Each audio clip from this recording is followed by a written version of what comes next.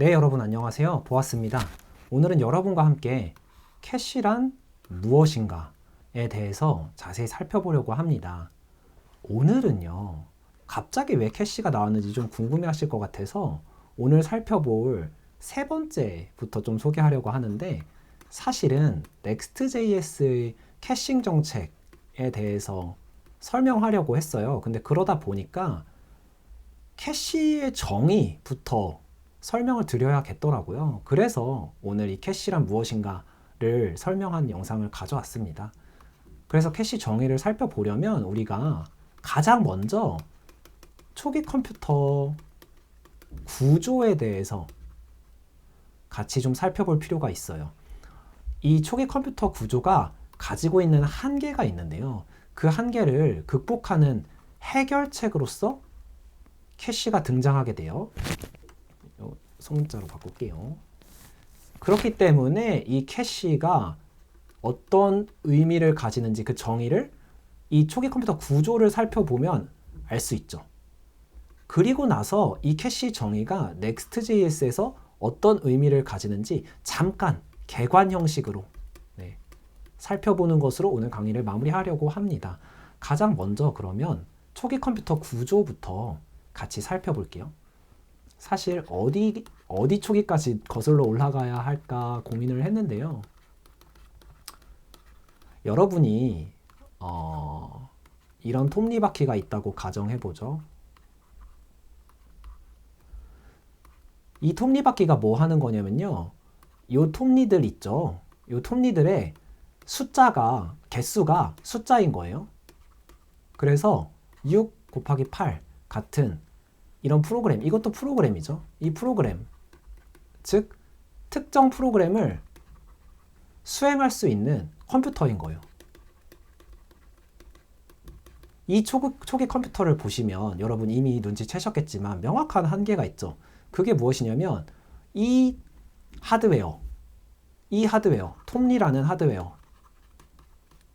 하드웨어를 가지고는 6 곱하기 8이라는 이 숫자, 톱니 숫자, 하드웨어와 연관이 되어 있는 이 숫자만큼의 계산, 즉 숫자만큼의 계산밖에 할 수 없는 거예요. 즉 특정 프로그램만 수행할 수 있는 거예요. 무슨 얘기냐 하면 이 소프트웨어와 하드웨어가 초기 컴퓨터에서는 완전 결합이 되어 있었어요. 그렇기 때문에 만약에 다른 소프트웨어, 즉 다른 프로그램, 즉 다른 계산을 하고 싶다 했을 때는 하드웨어 자체를 수정해야 하는 거예요. 톱니를 추가하거나 빼거나 하는 식으로. 그러니까 구조 변경이 너무 크니까 소프트웨어를 바꾸기가 쉽지 않았겠죠. 이러한 한계를, 완전 결합이라는 한계를 극복하기 위해서 폰 노이만이라는 천재가, 여러분 잘 아시는 분이죠. 새로운 컴퓨터 구조를 제안을 해요. 그게 뭐냐면 메모리, 즉 기억 장치와 CPU, 즉 처리 장치를 분리하자라는 제안이에요. 새로운 컴퓨터 구조인 거죠. 이렇게 되면 이 메모리에 예를 들어서 8 더하기 4 곱하기 3 빼기 2 이런 식의 프로그램을 저장해 둘 수 있죠. 이 메모리에.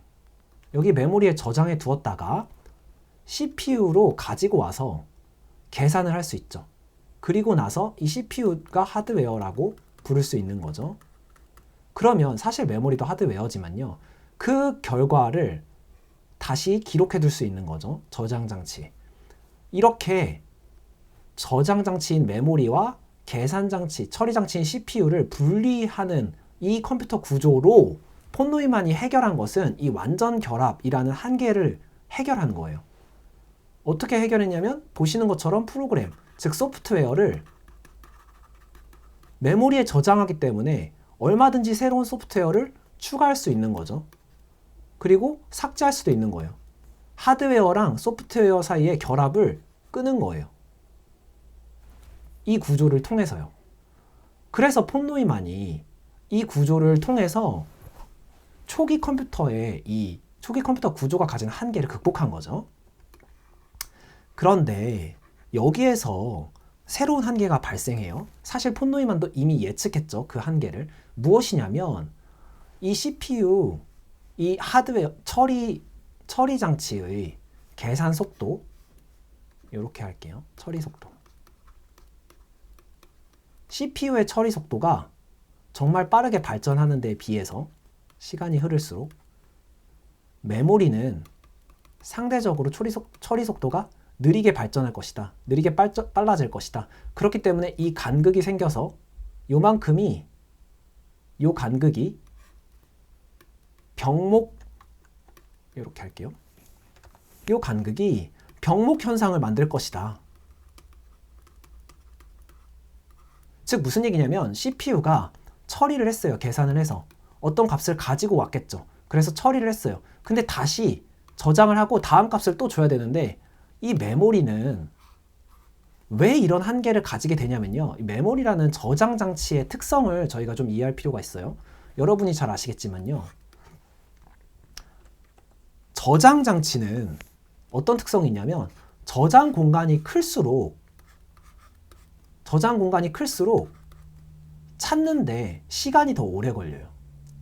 왜냐하면 당연한 논리겠죠. 저장 공간이 작으면 금방 찾겠죠. 근데 저장 공간이 커질수록 찾아야 되는 그 공간 수가 더 많아지잖아요. 그러면 탐색에 더 오래 시간이 걸릴 수밖에 없는 한계를 가지고 있는 거예요. 이게 저장 장치의 특징인 거예요. 폰 노이만이 저장 장치와 처리 장치를 분리하는 건 너무 아이디어가 좋았는데 저장 장치를 분리해 놓으니까 저장 장치의 특성상 이러한 한계, 정말 저장 장치가 발전해서 더 많은 걸 저장할 수 있을 때 더 많이 저장할 수 있도록 발전하는 만큼 찾는 데는 시간이 더 오래 걸리는 거죠. 그래서 처리 속도가 느려질 수밖에 없는 거예요. CPU가 빨라지는 거에 비해서. 그렇기 때문에 이 차이만큼 병목 현상이 생기는 거예요. CPU가 다 처리했는데 메모리에서 찾는데 한참 시간이 걸려가지고 다음 거를 처리를 못하게 되는 병목 현상이 발생하는 거죠. 이러한 병목 현상을 해결하기 위해서 등장한 게 캐시예요. 이 캐시는 이 CPU가 메모리까지 가기 전에 먼저 이 계산 결과 혹은 필요한 값들을 계산 결과 값을 저장해 둘 수 있는 저장소 역할을 해요. 동일한 저장 장치죠. 그런데 훨씬 더 작은 거죠. 이 작은 저장 장치 캐시가 하는 역할은요. 모든 연산을 메모리에 그 결과값을 저장해 두게 되면 그 저장한 결과값을 다시 불러오고, 예를 들면 요거 12를 저장해 둔 결과값을 여기에 저장해 둔 다음에 다시 8을 더해야 되는데 그러면 12를 저장해 온 것을 꺼내 와야 하잖아요. 근데 이런 것을 메모리에 저장하는 것이 아니라 캐시에 저장해 두는 거죠. 더 작은, 그리고 CPU 안에 더 가까이에 있는, 물리적으로도 더 가까이에 있으면 통신이 더 빨라지는 거죠. 그렇게 되어서 캐시가 메모리까지 갔을 때 발생했던 병목 현상을 이 한계를 극복하는 해결책으로 등장한 거예요. 캐시가요. 그렇기 때문에 캐시는요, 정확히 말하면 캐시의 정의는 처리 속도를 높이기 위한 게 목적이에요. 이게 목적이에요. 이런 목적을 가지고 처리 결과를 임시로 저장하는 행위 자체를 얘기하기도 하고요. 저장소를 얘기하기도 하겠죠. 네. 그러니까 즉 캐시는 동사이자 명사인 거예요. 그런데 저희는 동사를 조금 더 볼 거예요. 네. 왜 그러냐 하면 Next.js에서 이제 넘어가는 거예요. 여기까지 캐시가 따라왔으면, 캐시 정의까지 따라오셨으면 처리 결과를 임시로 저장하는 행위가 캐시구나. 그래서 처리 속도를 높여주는 역할을 하는구나. 그런 목적이 있구나. 그렇게 되면 Next.js에서 캐싱이라고 되어 있잖아요. 여러분이 잘 아실 텐데 영어는 이 캐싱은 이제 뭐 통명사라고도 하죠. 그리고 이제 이게 형용사 역할을 하게 되는데, 즉 캐시가 동사일 때 캐싱이라고 쓰게 되는 거죠. 네. 그래서 저장하는 행위 자체, 동사를 말하는 거예요. 그리고 캐시드라는 표현도 나오죠. 이 캐시드는 과거 분사잖아요. 그래서 저장된 이라고 꾸며주는 형용사인 거예요. 제가 이렇게 언급한 이유는 이제 공식 문서를 가보면, 네, 공식 문서를 가보면 조금 더 정확히 그 의미에 대해서 짚어볼 수가 있는데요. 제가 여러 캐시 정책에 대해서 설명드리는 건 나중 영상에서 할 거고, 오늘은 짧게 이 하나만 보려고 해요. 보시는 것처럼 이 그림을 잘 보시면 Next.js에서 캐싱에 관련된 4가지 메커니즘을 제공해요. 리퀘스트 메모이제이션, 데이터 캐시, 풀 라우트 캐시, 라우터 캐시. 그런데 이 4가지 메커니즘 중에서 잘 보시면요, 위에 2개는 데이터 관련된 거예요. 그리고 아래 2개는 라우팅 관련된 거예요. 라우팅 동작할 때 캐싱을 하는 거, 위에는 데이터 관련된 동작에서의 캐싱을 하는 거인 거죠. 그렇게 메커니즘을 구분할 수 있는데요. 제가 캐싱이라는 걸 앞에 살펴봤잖아요. 그러면서 여기서 보고 싶은 게 있어요. 그게 뭐냐면 이 persistent와 in-memory라는 것의 차이점이에요. 보시는 것처럼 여기 full route cache 여기 있는 거죠. full route cache는 persistent죠. 반면에 router cache는 in-memory예요. 이 in-memory와 persistent의 차이가 뭐냐면요. 아까 저희가 살펴봤던 in-memory를 캐시라고 생각하시면 되고 persistent를 메모리라고 생각하시면 돼요. 사실 더 정확한 비유는 이 메모리 안에 램이 있고요. 그리고 SSD, HDD 같은 물리 저장 장치가 있죠. 네, 뭐 마찬가지 물리 저장 장치이지만 종류, 제가 말씀드리고 싶은 거는 이런 예시가 더 정확하지만 지금 제가 설명드렸던 관점에서 비유를 하는 거예요. 즉 정리할게요. 요거는 나중에 제가 뭐 OS나 하드웨어 쪽 설명을 드릴 때 필요하면 더 설명드리겠지만 지금 관점에서 비유적으로 표현하자면 인메모리라는 거는요, 이렇게 금방금방 더 자그만한 곳에서 IO가 아니라 처리 속도가 더 빠른 메모리에서 공간이 작기 때문에 더 빨리 처리하는 이런 공간을 인메모리라고 부를 거고요. 그렇게 인식하시면 되고요. 상대적인 거예요. 제가 이렇게 얘기 드리는 거는 상대적인 개념인 거예요. 이 캐시보다 메모리는 상대적으로 인메모리와 persistent의 관계로 볼 수 있는 거죠. 네. 왜 제가 상대적인 걸 강조하냐면 사실은 메모리 안에서 아까 말씀드렸던 램에 저장된 거는 뭐 컴퓨터가 꺼지면 날아가기 때문에 인메모리로 볼 수 있기 때문에 그런 거예요. 진짜 하드웨어, 아까 말씀드렸던 HDD 같은 곳에 저장되어야지만이 persistent라고 볼 수 있기 때문에. 그렇지만 지금은 제가 메모리와 캐시에 대해서 설명드렸기 때문에 비유적으로 메모리를 persistent라고 부르는 거죠. 인메모리를 캐시라고 부르는 거고요. 앞에 설명드렸던 내용과 연계돼서 이해시켜 드리기 위해서죠. 네. 그래서 얘기를 이어가면 인메모리라는 거는요, 여러분 이미 눈치채셨겠지만 인풋 아웃풋이 훨씬 더 빈번하게 일어나요. 그런데 계산 결과가 상대적으로 가벼워요. 여기다 쓸게요. persistent와 인메모리의 차이를 한번 짚고 넘어가려고 하는 거예요. 인풋 아웃풋이 더 빈번하게 일어나요. 빈번. 그런데 계산의 복잡도, 계산의 복잡함, 로직의 크기라고 봐야겠죠. 이것은 인메모리가 더 상대적으로 낮죠. persistent가 더 높죠. 그 대신 덜 자주 일어나겠죠. 그렇기 때문에 멀리 있는 큰 저장소에 persistent에 저장하는 거고, 인메모리는 자그마한 저장소에 IO가 빠르기 때문에, 인풋 아웃풋이 빠르기 때문에 빈번하게 일어나서 빨리 처리하려면 이렇게 이제 나눠서 관리를 하는 거예요. 이런 특징이 있다는 거예요. persistent와 인메모리의 특징이죠.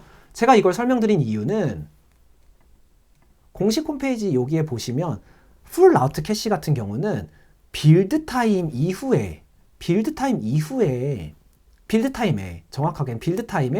그때 이제 셋이 되는 캐시인 거예요. 메커니즘이. 그렇기 때문에 여기에서는요, 빌드 타임에서만 되기 때문에 말씀드린 것처럼 연산이 계산이 조금 더 복잡한 거죠. 더 많이 들어가죠. 대신에 인풋 아웃풋이 덜 빈번한 거예요. 그러나 반대로 라우터 캐시는 클라이언트에서 훨씬 더 많이 캐시에 접촉하게 되는 거예요. 즉 인풋 아웃풋 IO가 더 빈번하게 발생하는 거예요. 상대적으로 계산은 더 가벼운 것들, 그런 것들을 저장해 두어야 되는 거예요. 그래서 RSC 페이로드를 라우터 캐시에서 관리하는 거예요. 반면에 RSC 페이로드와 HTML은요, 풀 라우터 캐시에서 한꺼번에 저장되는데 그만큼 연산이 더 많이 들어가죠. 그 대신에 퍼시스턴트에 관리하는 이유가 연산이 많이 들어가지만 IO가 덜 빈번하기 때문에, 덜 자주 일어나기 때문인 거예요. 이런 차이가 있어요. 마찬가지예요. 데이터 관점에서 보더라도 요 데이터 캐시는요, 서버까지 이제 가야 되는 거예요. 데이터 소스에 더 가깝잖아요. 그렇기 때문에 데이터 소스에 더 가까운 이 데이터 캐시는요, 퍼시스턴트에 넣어두는 거예요. 즉 캐시가 덜 자주 IO가 발생하기 때문에.